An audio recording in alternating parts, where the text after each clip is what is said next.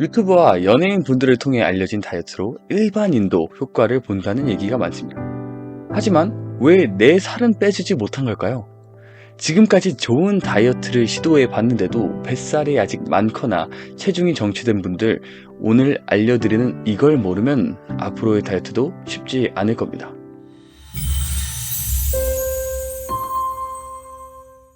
안녕하세요. 다이어트 심리학자 임동민입니다.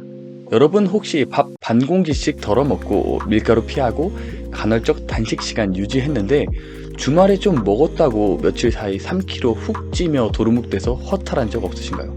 저는 그랬거든요. 다른 애들은 밥도 술도 막 먹는데 나는 유튜브에 소개된 간헐적 단식, 저탄 건지 좋다는 거 다 해보았는데도 단체 사진만 찍으면 내가 제일 달덩이 같고 베들레헴이 눈에 띄어서 짜증이 났습니다. 그러다 보면 노력하지 않아도 되는 날씬한 사람들이 내 다이어트 방법이 잘못되었다고 훈수를 두니까 더 화가 나는 거예요. 아니 나는 정말 좋다는 것도 다 해보고 남들보다 관심도 갖고 잘 지키는 것 같은데 말입니다.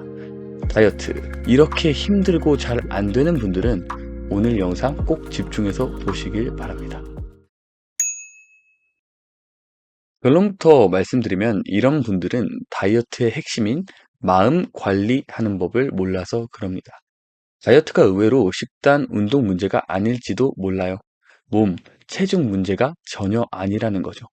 다이어트에서 알아야 할 핵심은 바로 마음입니다.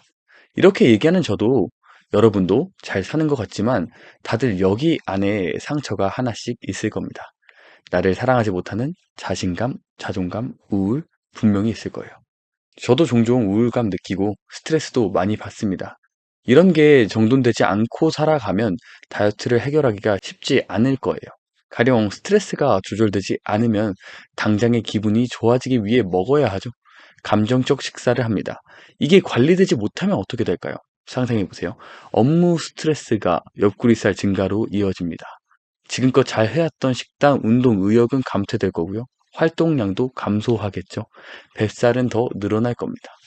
외모 스트레스가 증가하죠. 대인 관계에 문제가 생길 겁니다. 솔직히 살찌면 친한 사람들도 만나기 싫으니까요. 생활 운동량이라는 게 더 감소할 거고 최종적으로는 고도 비만으로 가는 루트를 타게 됩니다. 마음이 내는 소리를 외면하면 건강한 몸과 마음을 절대 지킬 수 없습니다.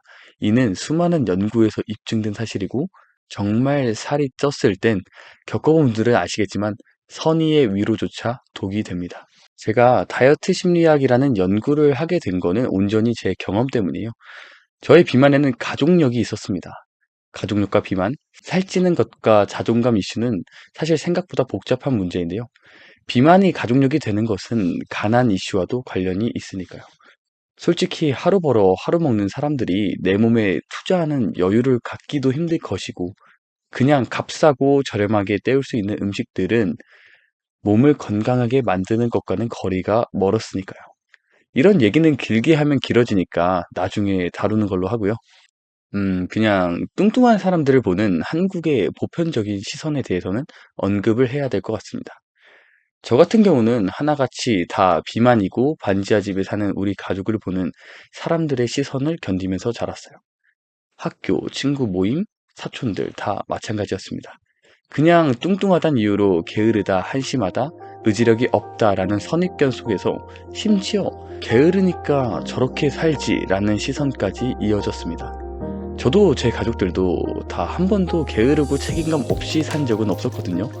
그런데 제 주변 사람들이 딱히 나빴다는 게 아니라 연구를 보면 살찐 사람들은 이런 시선을 그렇지 않은 사람들에 비해 더 많이 받게 되어 있다고 합니다. 이 시선이 너무 싫어서 저는 다이어트를 통해 정말 떳떳하고 자신 있는 사람이 되고 싶었어요. 그렇게 여러분이 했던 것처럼 쉐이크, 영양제, 저탄고지 등 여러 다이어트로 체중은 낮췄는데 여전히 마음속에 복잡하게 꼬인 감정이 해결되지 않으니까 보상이 시국으로 폭발했습니다. 심지어 폭식으로 이어져 남모를 고생을 많이 했고요. 몸에는 체지방이 빠졌지만 아직도 마음과 상처를 새기고 있던 제 마음의 뇌는 채워지지 않고 배고팠던 거죠. 확실하게 말할 수 있는 게 여러분 억지로 쌓아 올린 탑은 무너집니다. 그러니까 마음 관리 안 하고 체중을 낮춘 다이어트는 다 요요로 돌아갑니다. 그걸 아셔야 돼요. 하다못해 살 빼다가 지식이 넘쳐서 트레이너까지 된 저 같은 사람도 무너졌는데, 일반 사람들이나 저한테 컨설팅 받으러 오시는 분들이 마음 관리 문제를 배제하고 체중이나 식단만 신경 써서는 다이어트 정말 쉽지 않을 거예요. 이런 비슷한 경험을 한 적이 있다면 여러분께 오늘의 이야기는 즉각적인 도움이 될 겁니다. 다이어트의 핵심이 마음 관리인 근거들과 우리가 바로 실천할 수 있는 내용들까지 다루는 영상이니까요.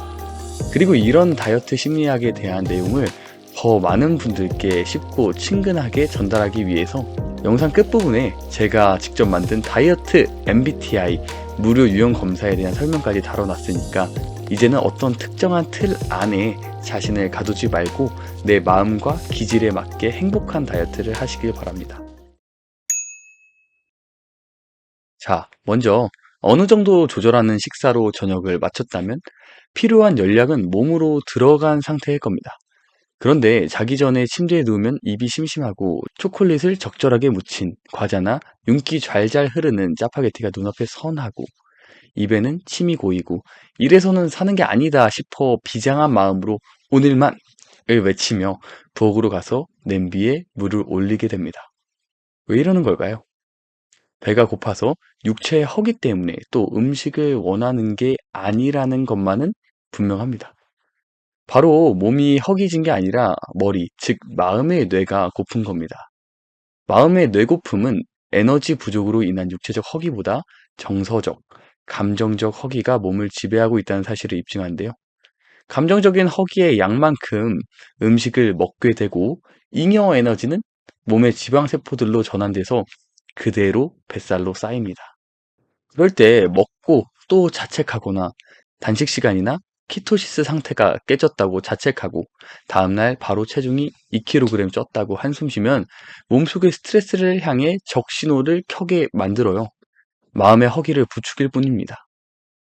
마음 관리를 안 하는 다이어트가 실패하는 결정적인 이유는 감정적 허기를 강하게 느끼는 뇌의 메커니즘 때문입니다. 원래 우리 몸은 음식 없이도 며칠 정도는 지낼 수 있도록 설계되어 있다고 해요. 간헐적 단식이 좋은 이유도 이 때문이겠죠. 그런데 한 끼만 굶어도 어떤 분들은 몸속에서 음식 공급이 중단된다는 신호를 뇌에서 아주 강하게 느낍니다. 이건 마음 관리의 영역인데요. 나에게 어떤 만족이 실제적으로 필요한지 내면과 소통하려는 노력 없이 그저 칼로리, 단식 시간, 탄수화물 비율과 영양제 및 건강식품의 효능에 내 다이어트를 위탁하면 마음의 뇌를 근본적으로 충족할 수가 없습니다. 그리고 내가 하던 다이어트의 패턴이 틀어졌을 때 강한 스트레스를 주는 강박을 갖게 되는 거죠. 지금까지의 여러 다이어트가 단기간에는 살을 빼줘도 지금 이 영상을 보는 시점에 다시 나를 살찌게 했다면 여러분은 앞으로 마음 관리가 다이어트의 최종 목표가 되어야 합니다. 여기에 인지심리학의 개념을 살짝만 가져온다면요. 우리의 다이어트도 지금 보이는 이 삼각형의 원리에 따라 성공할 수 있습니다. 그러기 위해서는요, 먼저 믿음과 생각이 바뀌어야 하기 때문에 지금껏 이야기를 한 거예요. 믿음과 생각. 가상적 최종 목표라고 부를 수도 있고요. 쉽게 말하면 꿈꾸는 삶입니다. 여러분, 꿈꾸는 모습이 있으신가요? 다이어트를 성공한 여러분의 모습은 어떤가요? 그 몸매를 떠올리고 계신가요? 그런데요, 이렇게 생각해보세요. 상상한 이미지 속에는 아마 슬림하고 탄탄한 내 몸만 보일 것 같아요. 우리는 그런 2차원적인 세계에 살고 있지 않습니다. 3차원적으로 움직이고 사람들과 웃고 대화를 나누는 내 이상향을 떠올려 보세요. 여러분이 생각하는 다이어트의 목표에 3차원적으로 움직이고 활동하는 나, 정신적으로 건강한 내 모습이 있어야 한다는 겁니다. 결국 진짜 건강한 건 신체, 정신, 사회, 정신적으로 안녕한 상태인데 다이어트 하는 분들이 많이들 정신적인 영역을 놓치곤 하더라고요. 그래서 강조하는 겁니다. 보이지 않는다고 관가하는데 이걸 놓친 채로 날씬함을 평생 유지할 수 있다는 그런 생각은 차라리 버리는 게 낫습니다. 절대 안 될 거고요. 나를 괴롭히기만 할 거예요. 유지하더라도 힘들 거고 벼랑 끝에 바위를 붙잡고 매달려 있어 봤자 언젠가 소나기의 힘이 풀리면 떨어지고 말 겁니다. 결국 다이어트는 마음 관리부터이고 나에게는 감정을 조절할 능력이 있다는 그 믿음과 생각을 갖는 것부터가 살이 빠지는 첫걸음입니다. 다이어트는 어차피 힘들 거예요. 맞잖아요. 그렇다고 안 하나요? 그렇게 치면 월급 받고 일하는 것도 힘들잖아요. 근데 안 할 수가 없는 거잖아요. 그걸 해냈을 때 내가 좋아하는 사람이랑 밥이라도 먹을 수 있고 조금이라도 따뜻하고 아늑하게 생활할 수 있는 거 아니에요? 다이어트도 마찬가지이고 그걸 안 했을 때 내 삶에 어떤 위기가 찾아올지 미리 알고 계셔야 합니다. 그래서 제가 항상 말해요. 살을 빼고 삶을 더하시라고. 이 영상을 본 여러분도 그렇게 됐으면 좋겠습니다. 다이어터의 마음 관리 쉽지는 않은 일일 거예요. 그래서 우리가 할 수 있는 일들을 지금부터 얘기할 거예요. 아마 바로 실천할 수 있을 거고 이번이 여러분의 마지막 다이어트라고 생각해 주세요. 그러기 위해서 뭘 해야 될까요? 다이어트에서는요, 우리의 마음도 가만히 생각한다고 건강해지는 게 아니라 오히려 이 아래 신체 건강, 대사 건강에 영향을 받습니다. 그냥 가만히 내 기분을 생각하고 이 영상 보는 걸로 절대 충분하지 않아요. 티베트의 속담 중에 이런 말이 있다고 하더라고요. 걱정을 해서 걱정이 없어지면 걱정이 없겠네. 실제로 우리 스트레스를 조절하는 편도체도 가만히 있는 걸로는 안정화될 수 없다고 합니다.